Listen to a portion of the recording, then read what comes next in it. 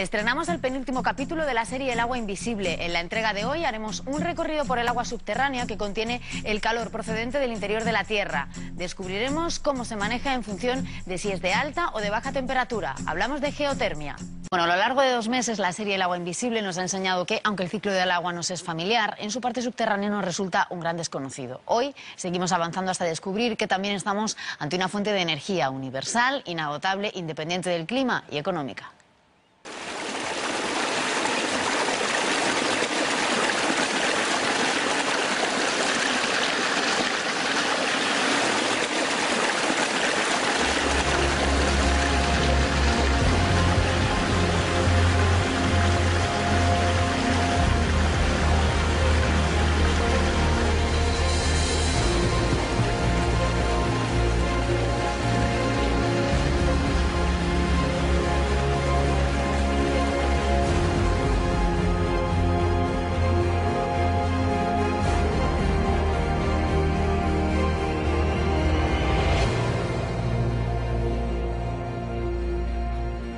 El hombre lleva décadas buscando una fuente de energía que sea universal, limpia, renovable y económica. Eso lo tiene bajo sus pies. El agua subterránea recoge el calor del interior de la Tierra y lo pone a nuestra disposición como energía geotérmica. Este agua subterránea, aparte de sus múltiples funciones ambientales, económicas y como abastecimiento, climatiza multitud de nuestros edificios, nuestras viviendas, nuestras industrias y en algunos lugares geológicamente favorables sirve para generar electricidad aplicable a sus múltiples usos.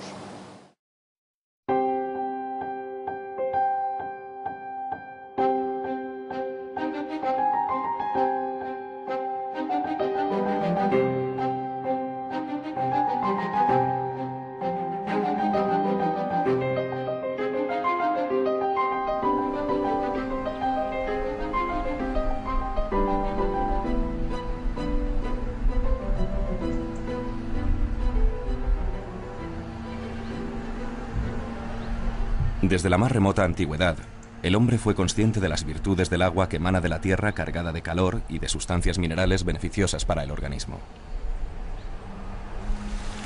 Basta asomarse a los baños termales que nos legaron los romanos, o a cualquiera de los que puntean la península y muchos otros lugares del mundo, para constatar el tradicional uso saludable del agua subterránea.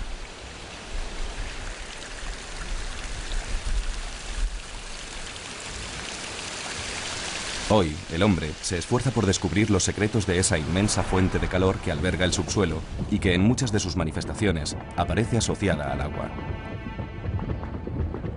Se trata de una de las energías más prometedoras, pero todavía menos conocidas: la energía geotérmica. La energía geotérmica es una energía clásica, aunque poco aprovechada en nuestro país. Es una energía que nos proviene del subsuelo. Efectivamente tiene que ver con el agua subterránea. En el agua subterránea nosotros aprovechamos ese agua, hacemos uso del agua. En el caso de la geotermia, el agua nos sirve como elemento de transporte de la energía. El agua prácticamente nosotros no la consumimos, lo que queremos es aprovechar la energía que contiene.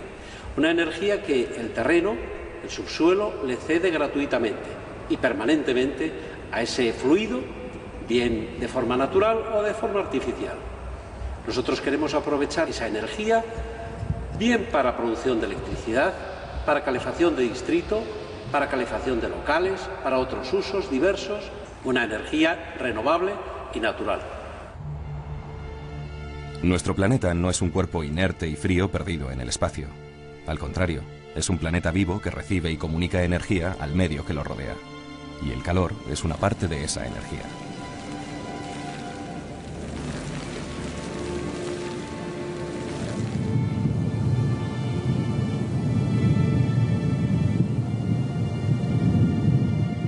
Todos los procesos geodinámicos que suceden en la Tierra, desde los más superficiales hasta los volcanes, los terremotos, la formación de cordilleras y el metamorfismo de las rocas, son controlados por la generación y la transferencia de calor en su interior.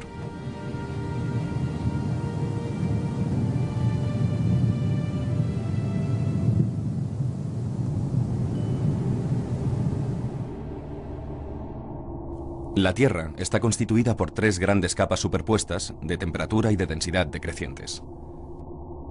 El núcleo, sólido en su parte interna y líquido en la externa, tiene una temperatura que puede superar los 5000 grados centígrados. El manto es la capa que envuelve el núcleo. Tiene una temperatura que va de los 3000 grados centígrados a los 1000 grados centígrados. De comportamiento plástico en su centro, se vuelve sólido en su parte más externa.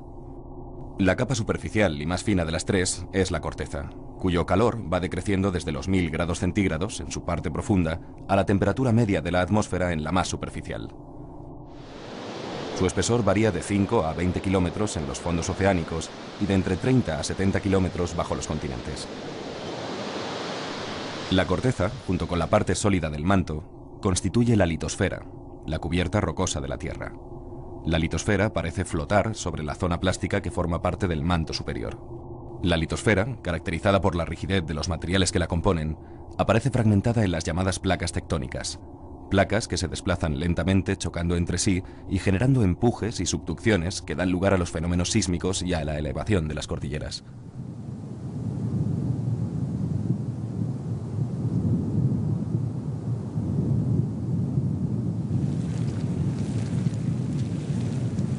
Pero, ¿de dónde proviene el calor interno de la Tierra?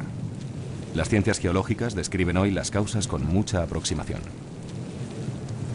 La primigenia hay que buscarla en la propia formación del planeta, debido al calor remanente producido por las colisiones entre los residuos estelares que le dieron origen hace alrededor de 4.500 millones de años.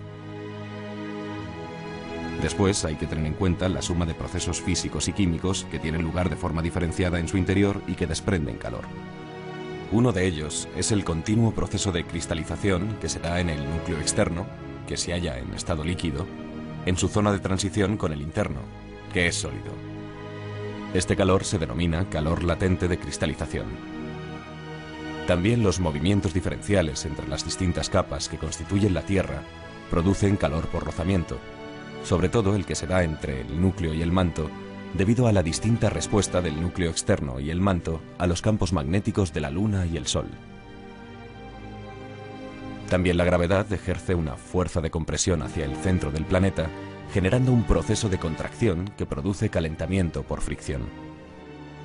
Por otro lado, las elevadas presiones y las altas temperaturas que se dan en el manto provocan cambios continuos en los minerales que lo componen, generando energía en forma de calor. La última fuente de calor se da en la litosfera, compuesta por la corteza y la parte superior del manto, y es el proceso que aporta mayor cantidad de calor a la superficie del planeta. En las rocas que forman la litosfera abundan minerales que contienen isótopos radioactivos de uranio, torio y potasio, cuya desintegración produce calor.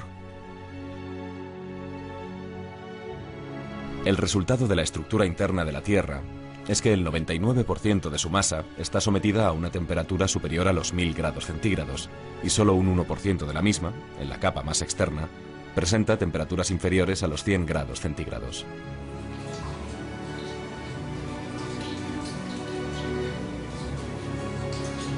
Han pasado muchos siglos desde que el hombre aprendiera a aprovechar el flujo continuo de calor hacia la superficie del interior de la Tierra. Así lo atestiguan las cuevas prehistóricas utilizadas como vivienda y los baños termales usados desde antiguo en muchos lugares del planeta. A los siglos XVI y XVII se remontan las primeras mediciones de un hecho universalmente constatado. En las minas, la temperatura aumenta con la profundidad a un ritmo aproximado de 1 grado centígrado cada 30 metros. Los científicos han denominado gradiente geotérmico a esa variación de temperatura en el subsuelo. El gradiente geotérmico no es un valor constante, sino que depende de las características físicas de los materiales propios de cada zona del interior del planeta y de su comportamiento dinámico. Pero se ha establecido un valor medio de 30 grados centígrados por kilómetro de profundidad. En general, la temperatura de la Tierra aumenta hacia el interior desde una media global en superficie de 15 grados centígrados hasta más de 5000 grados centígrados en el núcleo interno.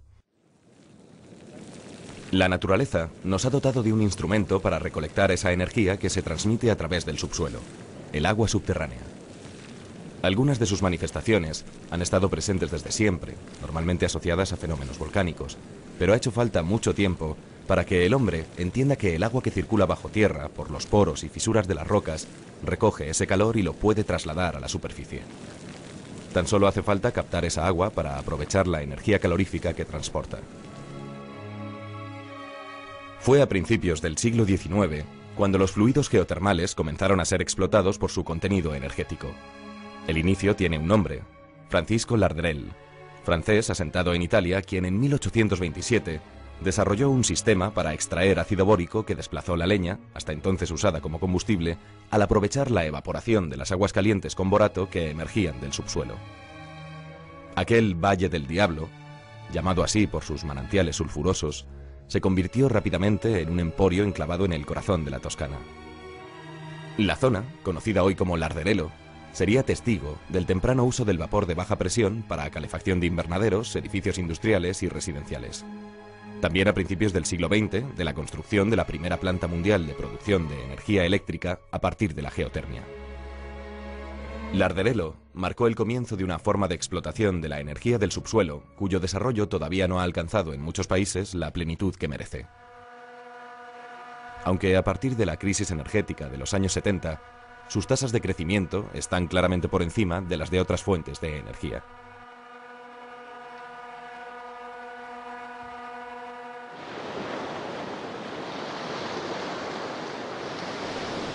El actual sistema energético mundial está basado en los combustibles fósiles, como el petróleo, el gas y el carbón, sea mineral o vegetal. Se trata de recursos limitados, localizados en puntos concretos del planeta, y está más que demostrado que su uso generalizado está causando graves afecciones al medio y a la salud de los seres humanos. Como se deduce de los compromisos políticos internacionales, la búsqueda de un modelo de desarrollo sostenible ha de estar basada en energías que reduzcan paulatinamente el uso de los combustibles fósiles. En este panorama, cobran cada vez más fuerza las llamadas energías renovables, cuyas fuentes se consideran en principio inagotables. Su impacto sobre el medio es reducido y controlable, y el que puede afectar a la salud humana parece inapreciable.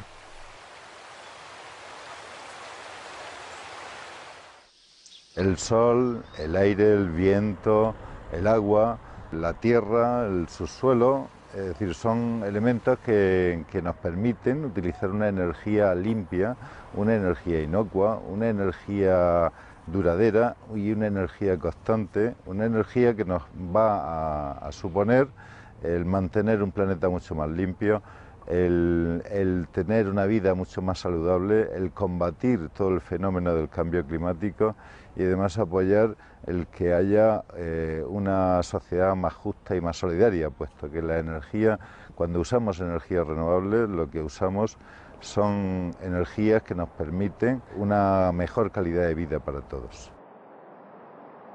La energía geotérmica, como las demás energías renovables, son energías que están al alcance de todos y que nos permiten, sobre todo, caminar hacia la autosuficiencia y caminar hacia un planeta mejor y una mejor calidad de vida de todos los habitantes de este planeta que debemos cuidar.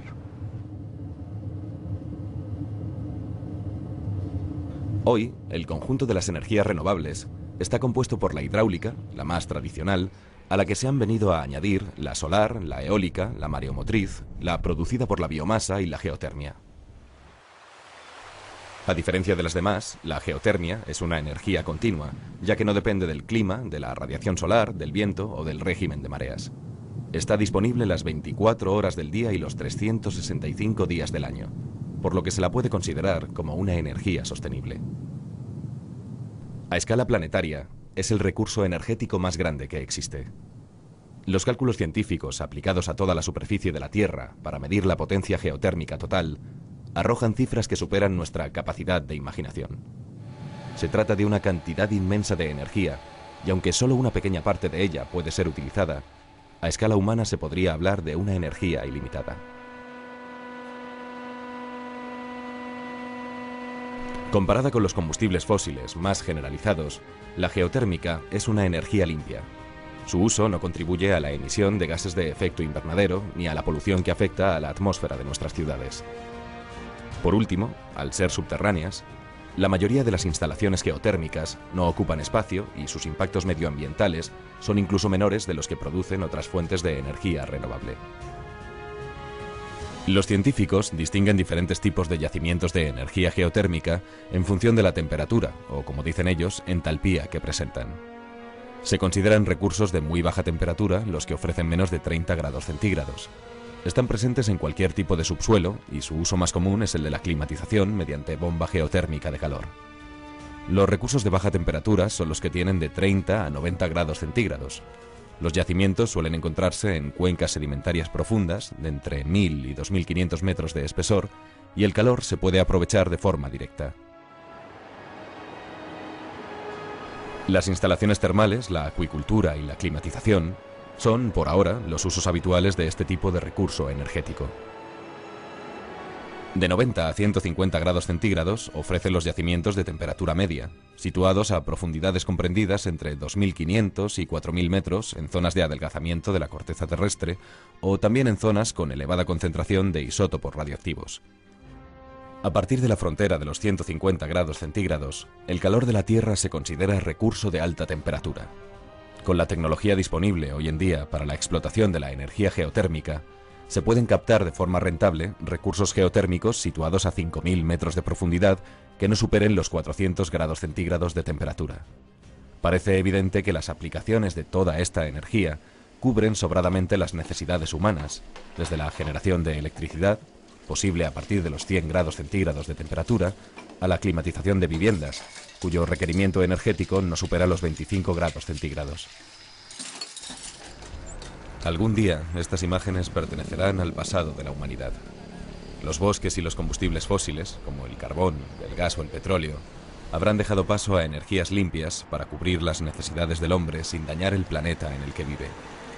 Y entre esas energías, la geotermia está llamada a desempeñar un papel muy destacado.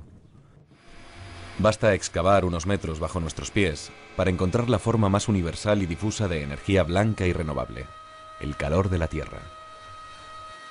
Hay que pensar que normalmente cuando se hace una excavación en el terreno, los 5 primeros metros están afectados por la temperatura ambiental, pero por debajo de esa profundidad normalmente se mantiene estable entre los 15 y 17 grados centígrados, es decir, que hay una inercia térmica y eso es precisamente lo que se aprovecha en este tipo de instalaciones superficiales para la climatización de edificios.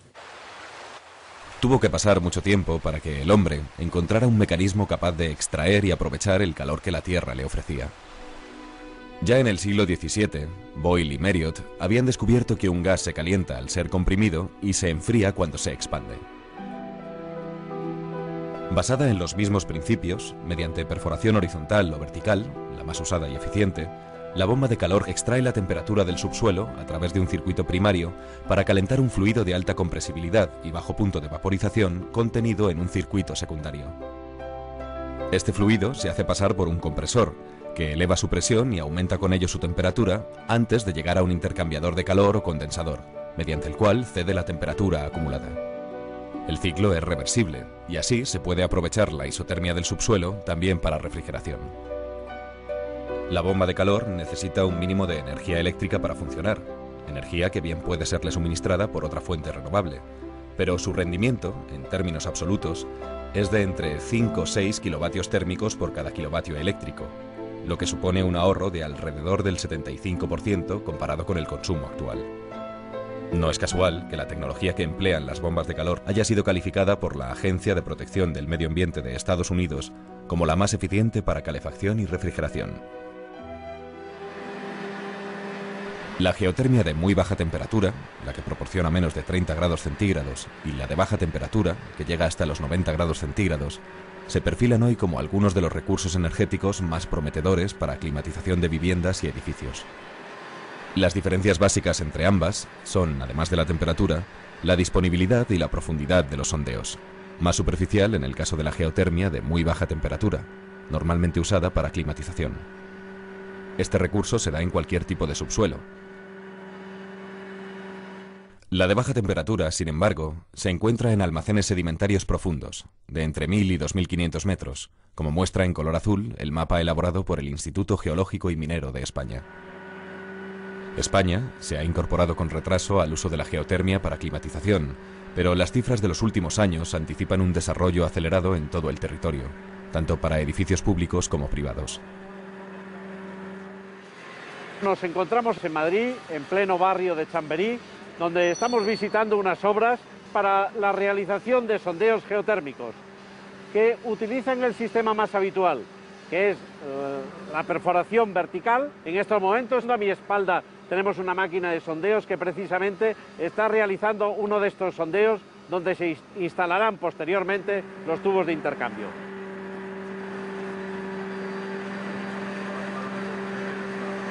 Estamos en el Polideportivo de Vallehermoso, que en el futuro acogerá las instalaciones deportivas, y una parte de la energía se va a proveer a través de perforaciones geotérmicas. La energía térmica que obtengamos de este sistema de geotermia de baja entalpía se empleará tanto para la calefacción como climatización, como producción de agua caliente sanitaria, que se empleará en el gimnasio y en las instalaciones deportivas, así como en las duchas.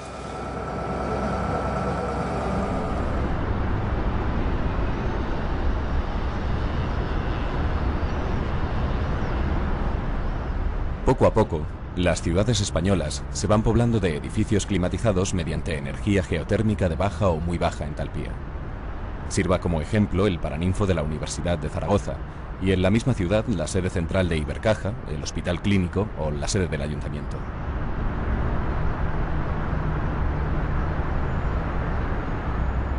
Pero quizá la obra más emblemática sea la remodelación del antiguo Hospital de San Pablo, en Barcelona, una de las muestras más singulares del modernismo en la ciudad condal. Con 340 perforaciones verticales de alrededor de 100 metros de profundidad, 120 kilómetros de tuberías y 2,6 megavatios de producción de energía, esta instalación geotérmica es por ahora uno de los 5 proyectos más grandes de Europa y el más avanzado de la Europa del Sur. La geotermia es lo que probablemente mejor nos sirve para dotar a los edificios de la climatización que necesitan, tanto sea de frío como de calor. Es un sistema a través del cual nosotros lo que hacemos es el líquido, el agua, digamos, que ayuda a producir aire caliente y aire frío, lo pasamos por la Tierra está permanentemente a una temperatura constante que oscila entre 13 y 15 grados y por tanto si nosotros el agua la pasamos por la Tierra y la devolvemos a la máquina a esa temperatura, estaremos produciendo un ahorro energético altísimo y por tanto necesitaremos menos consumo eléctrico, incluso podríamos llegar también al extremo de no necesitar en determinados periodos del año aportación energética eléctrica para llegar a la temperatura de confort que nosotros podemos necesitar. Es cierto que como toda energía sostenible o como toda producción sostenible necesitan de una mayor inversión al inicio, pero luego tienen una recuperación muy buena y en el caso de la geotermia lo tienen y muy rápida.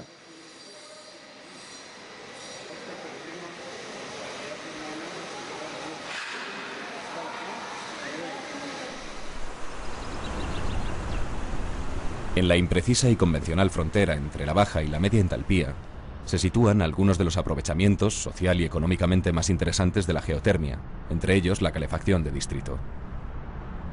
En la calefacción de distrito, desde una gran planta de producción, se distribuye mediante tuberías el calor y el frío a todo un barrio, mejorando notablemente los rendimientos del recurso. En algunas ciudades europeas y norteamericanas, es ya tradicional este uso social mediante centrales de combustibles sólidos y otras de cogeneración, pero las energías renovables, y entre ellas la geotermia, están llamadas a asegurar la sostenibilidad y limpieza energética del sistema.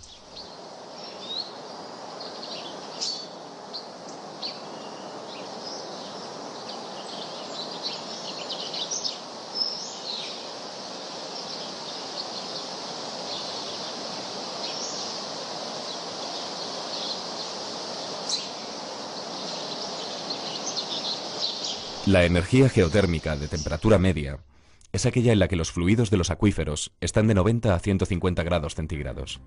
Los yacimientos, habitualmente situados a profundidades de 2.500 a 4.000 metros, precisan de unas condiciones geológicas que aúnen la presencia de una intrusión magmática como fuente de calor y de un acuífero con buena recarga. En el estudio de campo realizado por el Instituto Geológico y Minero de España en la década de los 70, se detectaron recursos de entalpía media en diversas zonas de las cordilleras béticas, Galicia y Cataluña, así como en niveles sedimentarios de Aragón y Madrid. En contacto con el calor de las rocas, el agua adquiere presión, lo que hace posible su aprovechamiento para muchos usos industriales y también para la producción de energía eléctrica mediante pequeñas centrales de ciclo binario en las que el agua caliente cede su energía a un fluido volátil, como amoníaco o freón, que posee puntos de ebullición más bajos. El fluido pasará por la turbina que transforma el flujo de vapor en energía mecánica para mover el generador. Además de los usos industriales y la generación de electricidad, el calor que ofrece la entalpía media puede servir también para suministrar calefacción de distrito y para una planificación en cascada que supone un aprovechamiento eficiente e integral de este recurso natural. Hasta ahora, la utilización de esta energía ha estado limitada a áreas en las cuales las condiciones geológicas permitían transportar el agua o el vapor desde zonas calientes profundas hasta cerca de la superficie para convertirlos en recursos geotérmicos.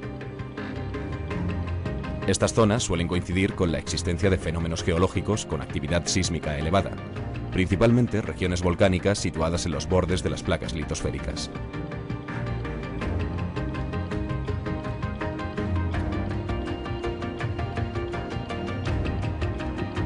Sin lugar a dudas, la energía geotérmica de alta temperatura es la más demandada por permitir la generación directa de electricidad.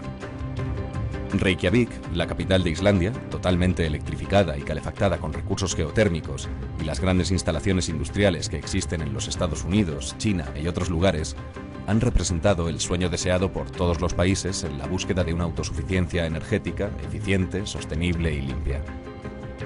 Un sueño que parecía inalcanzable hasta la década de los 70, cuando los científicos descubrieron la manera de reproducir artificialmente el modelo de yacimiento de alta temperatura en muchas zonas donde no existen acuíferos confinados, pero sí rocas impermeables a altas temperaturas.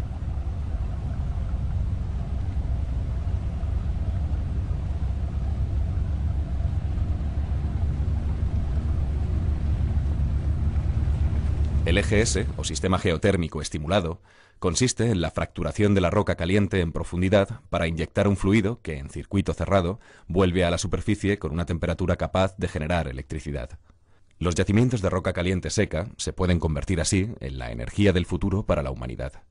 Baste pensar, como ejemplo, que con esta nueva técnica de explotación geotérmica se ha calculado un potencial de 700 gigavatios para el conjunto de la península ibérica, lo que equivaldría a multiplicar por 5 la actual capacidad eléctrica instalada.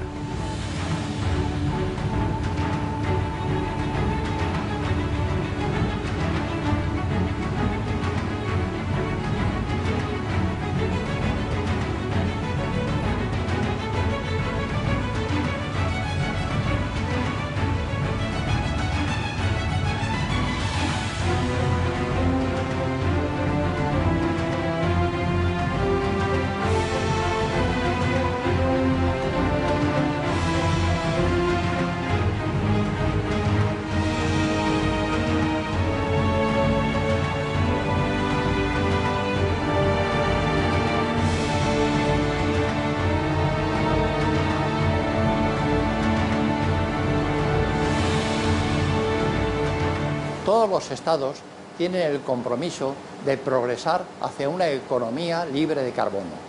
Por ello es necesario ir sustituyendo las energías fósiles por unas energías que sean renovables y limpias. La energía geotérmica tiene un gran papel que desempeñar, al ser una energía universal, limpia, renovable y de fácil acceso.